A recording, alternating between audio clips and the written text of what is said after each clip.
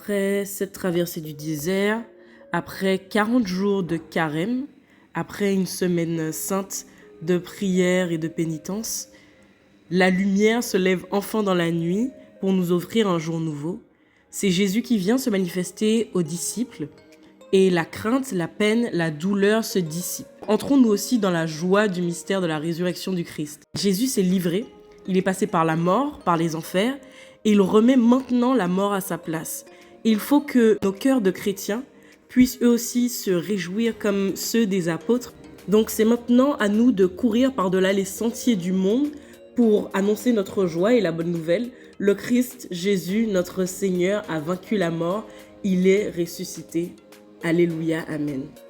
Dans l'évangile, Jésus est ressuscité. Les disciples ne l'avaient pas compris au départ. Ça peut nous rappeler que Jésus a toujours un plan pour nous, même si on ne le comprend pas tout de suite. Notre Sauveur Jésus, il est ressuscité et il est sorti du tombeau et du coup il a vaincu la mort. C'est la joie de Pâques et il a vaincu la mort pour nous sauver.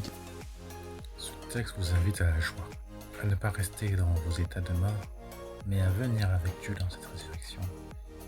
Bien souvent, quand on nous apprend qu'un événement arrive, et même quand on nous explique certains détails, on a du mal à comprendre comment cela va se faire.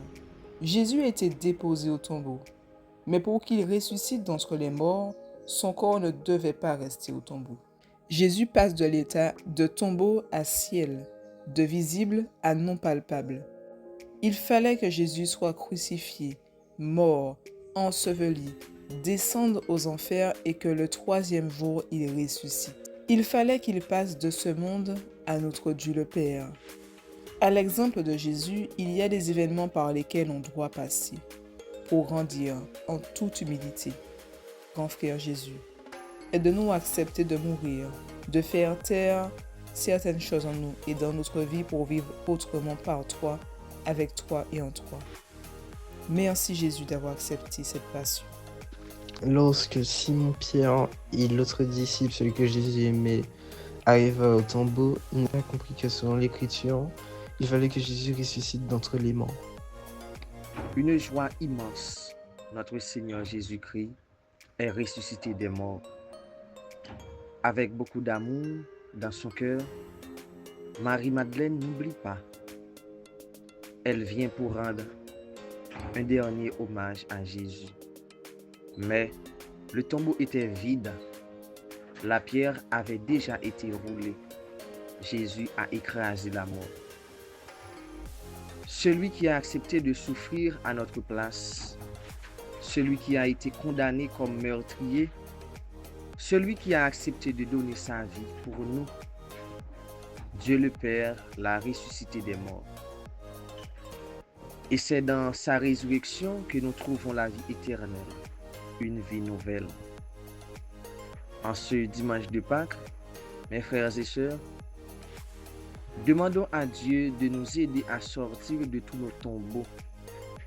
C'est un jour de joie, un jour de libération. Ainsi, nous pourrons emporter partout une note d'espoir et de joie. Les lectures de ce dimanche sont l'accomplissement de notre carême, la récompense de notre ascèse, mais il faut que nous voyions encore plus loin. Il faut que ces lectures soient l'accomplissement de notre vie tout entière.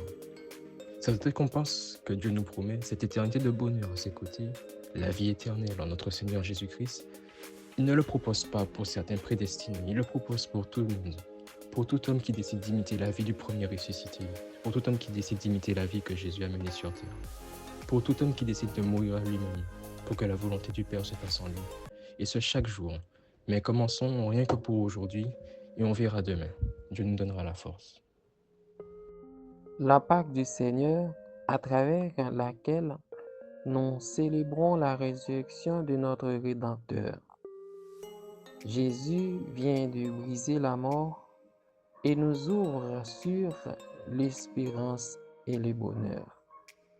Marie-Madeleine se rendait de très tôt pour contempler le tombeau vide. La résurrection de Jésus bouleverse les autorités politiques, en particulier les scribes et les pharisiens, qu'il l'avait mis à mort. En ce jour de Pâques, demandons au Seigneur de nous donner totalement à lui pour que nous puissions nous-mêmes bénéficier cette grâce accordée à lui par son Père.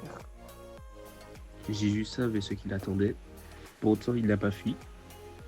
Il aurait pu éviter tout ça, mais il a décidé de rester, il a choisi d'y aller jusqu'au bout.